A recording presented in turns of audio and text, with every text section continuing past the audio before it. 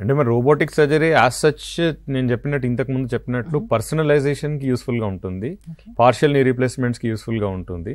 Then precise bone కట్స్కి, soft tissue releases minimize చేయడానికి, early acute recovery కొరకు marginal improvement ఉండే ఛాన్సెస్ ఉంటాయి.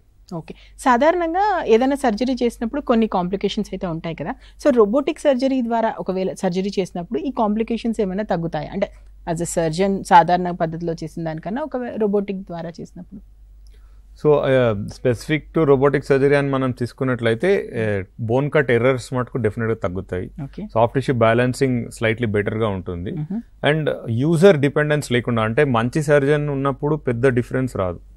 కొంచెం జూనియర్ సర్జన్స్ ఉన్నారనుకోండి, వాళ్ళకి ఏంటంటే ఈ రోబోటిక్ టెక్నాలజీ చాలా యూస్ఫుల్ అవుతుంది. ఎందుకంటే వాళ్ళకి సీనియర్ సర్జన్స్కి మధ్య గ్యాప్ని నార్మల్లీ 20 సంవత్సరాలు పడుతుంది to become very good at knee replacement, ఆ ఫీల్ అది రావడానికి.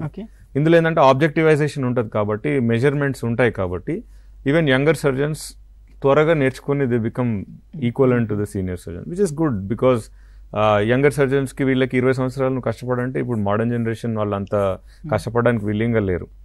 సో ఆ ఒక్క బెనిఫిట్ డెఫినెట్గా ఉంటుంది రోబోటిక్ టెక్నిక్ ద్వారా. అదర్వైజ్ మంచి సర్జన్ ఉన్నట్లయితే రోబోటిక్ చేసినా లేకపోతే మాన్యువల్ చేసినా అంత పెద్ద డిఫరెన్స్ ఉంటుందని నేను అనుకోను.